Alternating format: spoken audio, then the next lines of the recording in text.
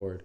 I looked on the 4 hour and I'm like, huh, the red line is really high on the 4 hour, the 4 period moving average. I'm like, you know what? Stay out. I'm not going to chase the short again here.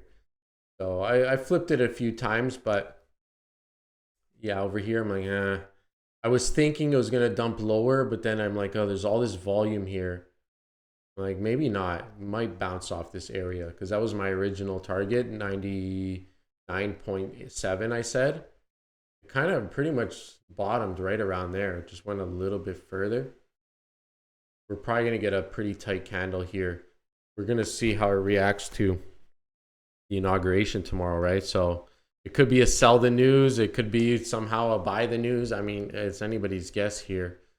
But I would say I'm not convinced it's going to be a sell the news just because shit's holding up pretty good still. Like XRP had pretty high volume on that pullback there. And as of now, it's getting a bounce. That could have been a good opportunity to jump into XRP. Someone's mic's on. I'm not sure who it is. That could have been a good opportunity to jump into XRP. I want to feel it out a bit more because I would have liked this to be higher volume to really make me confident. Oh, Diana, your mic's on. And I would have liked to see higher volume to really make me confident that that's the bottom on XRP. But I mean, this looks pretty good as of now. It had higher volume. It faked out just below that 290 support area and kind of bounced off it after.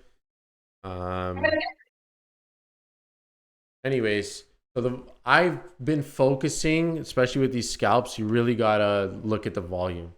Like, look, that high volume right at the bottom, that was a pretty clear bottom signal on XRP down there. And you could see what happened after. You know, so these volume spikes are really effective at timing the tops and the bottoms. It's not always, like over here, there was a volume spike and it ended up going lower. But if you notice, even at least in the short term, it did do a little bounce, had that volume spike, and it did do a little bounce first. And that's how I'm playing my Forex. This is the strategy I'm using. If I stay disciplined, sometimes I make mistakes too. When I stay disciplined and I follow my strategy, when I see these volume spikes, it's my cue to either get in or get out of a trade. So Sol, I started buying it. I was buying it around here. I think I bought it right or over here. And then it went a bit lower, rebounded a bit. I closed some of my position because I'm always taking like 5, 6, 7 positions so that it's not all one big position. I like to like clear it out instead of, you know, I average in, then I average out. That's basically what I'm doing. But yeah, I saw these volume spikes on Sol and I ended up going long because it was approaching, getting near my support area. I had to go through some drawdown, but I ended up pumping. I don't know if it was here. I think this is when it pumped and I got out. Yeah, maybe it was here. I grabbed and then went a bit lower and then it pumped and I was able to get out with a decent profit.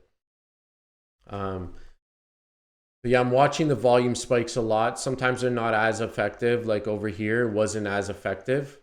Like over here, it had a bit of a bounce. That was a pretty good bounce right there. And same with this one. So they are effective if you could time them properly. But that's mainly been the strategy that I'm using when it comes to Forex is I'm really focusing on the short-term volume and I even use the 1 minute. So we can see there was a little bit, see this volume here though? It'll take time for me to teach you volume. But in this case, this volume here wasn't on the push down. It was on this push up. Okay, see this volume? It was actually on the push up, not the push down. So it actually might go lower because this suggests that the bulls were trying to push it up and there was a lot of selling pressure on the push up. Or in this case, like let's look at XRP. We'll look at the difference here. At the low, the volume was at the low. It was on the push down, not on the rebound. And you see the volume on the rebound was actually dropping off, which showed, okay, there's a lack of sellers on the rebound. So we had all this selling pressure at the low, but somebody was there to buy it. And now when it's rebounding, nobody's selling. Like less and less people are selling. That's basically what it's telling you. Now, it's not necessarily about the color. The color might give you a little bit of a clue. It's more about the area, like where is the volume spike, opposed to the color. You know, so if the volume's at the low, like it doesn't matter if the color was green. Like let's look on Sol. Like over, yeah, it's not on this one actually. But let's just say this candle right here had the highest volume, even though it was green, like it wouldn't have mattered, because it's where it's the location of the volume, not necessarily the color of it. It's the location of it.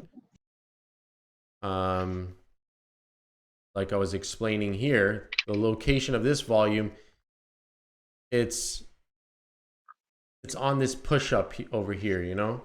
So it's hard to explain. I don't know. I've watched this stuff so many times. I'm trying to think of how I can explain it. But I feel like I'm explaining it pretty good. Like this volume push right here was on this push up. It wasn't on the push down. You understand? So it required all this money to barely move it up, which tells you, hey, there's a lot of sellers there. When it requires a lot of money, like let's look at Bitcoin. This was near the low today. So we had a volume spike on the low on Bitcoin. It says, okay, it required all this money to push it down and it didn't get that much lower. And it shows you that there's buying support at those levels. And now it required less money on the push up to push it up, and increasing money on the low again, and then kind of decreasing volume as it rebounds. So this basically tells you, hey, it's requiring more money to push it down than it is to push it up. Look, lots of money required to push it down, less and less money to push it up. Basically, that's telling you there's more buyers on the dip than there is sellers on the rebound. So this is the number one indicator that I use just across the board for short-term trading, for Forex, scalping, even longer-term time frames. It's the same thing, just on a bigger scale. Even longer-term time frames, it's the same thing. The volume is like the best cue. Now there is sometimes sometimes the charts trick me too, and I'm a little unsure what to think. Like in this case, there was a big volume spike here, but that was a big breakout. And look at the volume at the low on Bitcoin. This is when it broke 50K in the summer. So this is by the day.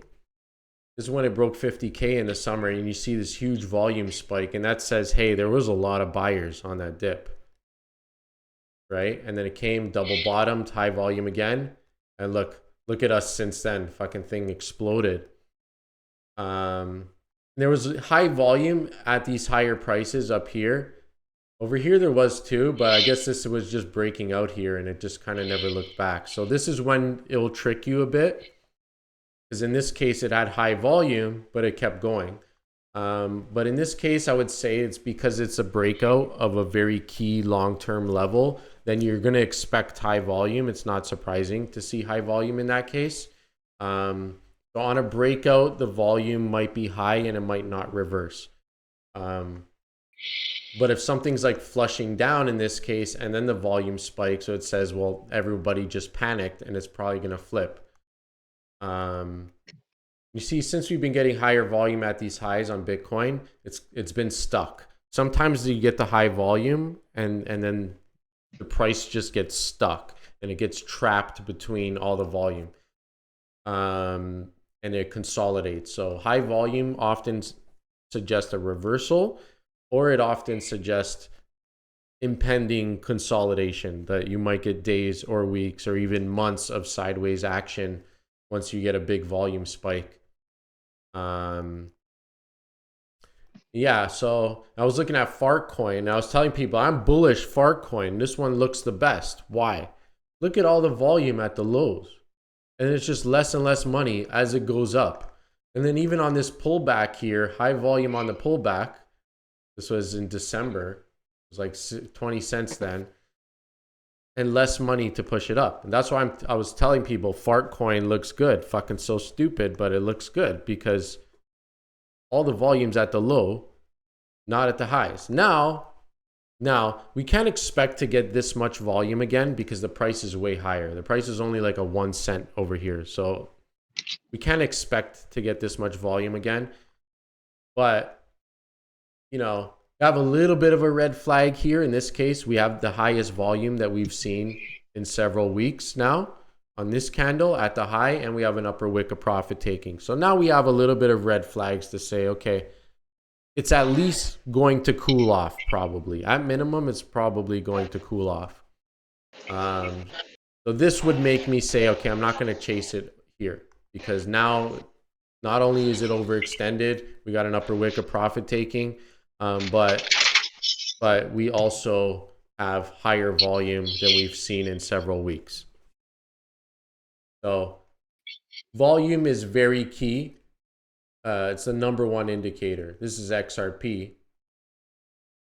A lot of the volume at lower prices. You've seen it had high volume here in December, and it signaled a temporary top, and then it went sideways for months, or almost months, month and a half.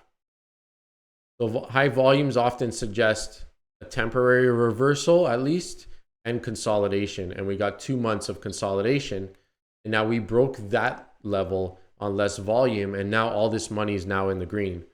So this money, all the buyers that were here, now they feel, you know, some more sense of security because they're all in the green now. Now it's above all this volume. So most of the money is in the green, and there's not many bag holders here. And so in this case, there's probably not going to be that much resistance on the upside if it does see further upside. Now, we did have a bit of a volume spike the other day, and you can see we got a pullback after this day, right? Now we had a little bit higher volume at the low. This volume, I would like to see it a bit higher to convince me that that was the low and that it's not going to go lower. I'm not convinced yet. But if I saw like this candle become a second red candle and then the volume like was high, I'm going to say fucking buy. You know, like that would be a cue to buy. I'm not going to buy it right now because this volume is not convincing enough to me. But let's say this next candle went like a big candle like this and it dumped, I would say that is probably a good buy signal. So those are the kind of things I watch out for. On Forex, scalping, I'm just using the volume typically on the 1 minute and the 5 minute to give me cues when to buy and sell. And I'm just in and out very quickly. It's not always obvious. Like, you know, in this case, this would have been a little tricky to read. I would have tried to think of it this way. Let's look on a bigger time frame, 5 minute. Now it's more clear. Now we look in the 5 minute and we had the highest green volume spike on the 5 minute at this high here. And look, we pulled back right after. So in this case, let's just say I was in a long. Let's say I'm in a long and then I see that. Okay, I'm running. I'm getting out of that long right there. As soon as I see that, run. Now it's declining on less volume. And you flip sides. Then I say, okay, I'm going to short it now. Now I flip sides and it's declining on less volume. I'm going to watch the 1 minute too. Still declining on less volume overall. I'm going to say, okay, well, I don't need to cover my short yet because it's probably going to drop lower because the volume's still dropping off. And as soon as I start to see the volume pick up, then I'll clear out my position. But I don't always do that either. Sometimes I just, as soon as I'm in profit and I'm making a bit of money, I just take it off the table and I don't let my positions ride too much on Forex. I kind of just, I'm in and out pretty quickly. Yeah, I don't ride the positions too long. So, and I'm averaging in and averaging out. So I take like a bunch of positions at once, and that's been working for me thus far. I mean, but I'm not a Forex expert, so someone's mic's on. I'll find who it is. So, I mean, recently I've had success on it, so I haven't always had success. So I'm just teaching you how I've been doing it, what's been working recently, and I'm just teaching you about the platforms. And, you know, if you guys, you know, I don't want to encourage you guys to set up and go gamble more money. You know, it's up to you. You know, because that's what it is. You know, Forex, it's like it's more gambling. It's more ways to lose money, you know. But if you like trading and you don't and it's tough for you to do it at work and you want to do it at night and you want to trade crypto and you want to trade the Nasdaq and the S&P 500 futures and you want to trade with a small amount of money but able to make a decent amount of money with a very small amount of money, then it might be good to try. I use PU Prime. I haven't had any problems with it. I've withdrawn money and I haven't had any problems with withdrawals. Sometimes on Forex, there's a lot of scammy Forex brokers. I think PU Prime is quite legit. Spike uses it too. I wouldn't deposit tons of money into it though. Just don't deposit tons of money into it because they're not like regulated brokers. Because a regulated broker, Forex broker in Canada, they'll only give you up to 30 times leverage. So don't go putting like tons of money in there. You know, you want to throw a couple $100, maybe $1,000, whatever you're comfortable with, but don't like deposit like any sort of big sums of money. I haven't had a problem. I don't think anyone would. And this company in particular has had good customer service. Their website, their app, everything's been legit. And Spike uses it too, and he's been using it for years. But just don't like go crazy. Don't deposit too much money into it. There's a ton of scammy Forex brokers where you literally deposit money and you just never see it again. But I'm quite sure these guys are good. I haven't had a problem with it.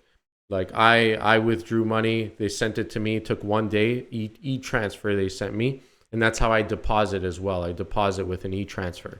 And it's instant. Like as soon as you send them the e-transfer, you have to put in the message, you put like a code. Like it automatically just gets deposited and then you see it in your account. Like it's instant, which is cool. And then withdrawal, it takes like a day. Yeah, that's about it. So again, I don't want to encourage you to, it's up to you. You know, everything's risky, right? You know what it is. So, and like I've blown several accounts on Forex. Like, so I don't want you to run and to copy me. You can if you want. Just if you do, just recognize like just count that money as zero and hopefully it's not zero, but count it as zero, you know. No, I have not invested into any cryptos long term. I'm more just a trader. I don't know. I like XRP better than the other cryptos, but in the end of the day, I just think it's all bullshit. Like just the fact that like Trump dropped a Trump coin and Melania coin. Like to me, it's all straight scam. Profits wise, they're like they send you statements and shit like that. They don't like send it like in a regulated way for our government here, but they send you statements. You just have to calculate it. Basically, what I do with Forex and what I've done in the past, I keep all my receipts of sending them money and my withdrawals, and then I just calculate it and say, okay, this is what I deposit, this is what I withdrew, so this is what I made or what I lost on Forex this year. That's how I do it. That's how I calculate it for taxes. Yeah, one lot is different depending on the ticker. So one lot on Bitcoin is 1 Bitcoin. You can do half a lot, you can do a quarter of a lot, you can do 0.01 lot. So you can trade, you know, yeah, you can trade less than a lot. It's different on every ticker, so I can't tell you every ticker. XRP, I'm pretty sure one lot is 10,000 XRP. On gold, one lot is 100 ounces of gold. I like gold, trading gold. People like trade gold and that's all they do. Like, because one lot is 100 ounces, right? And with like $100, you can probably buy one lot. 100, can you? Maybe. A couple $100, you can get a lot, one lot of gold. And basically, every dollar it moves is $100 US, right? Because you got 100 ounces for that one lot. So you can like scalp it just a couple bucks all day, especially when it's moving and CPI and whatever. Like you can just get in and out like a bunch of times. It's you know, it's wild. But obviously, if you just put a couple $100 in there and you got one lot, it moves like $1.50. You're gonna get liquidated. You're gonna be down to zero. So you don't want to over leverage. You want to like do less, like 0.1, 0.2, so that you don't just blow your account. You know, and that's about it. Yeah. Anyways, yeah, we're closing the market tomorrow. On Tuesday, we're open. We're gonna see how it goes. Whether it was to sell the news or another Trump boom, or whether we're just gonna get some chop. I'm not really sure. I'll just take it day by day. I still have some S-Bucks calls. Hopefully that does well.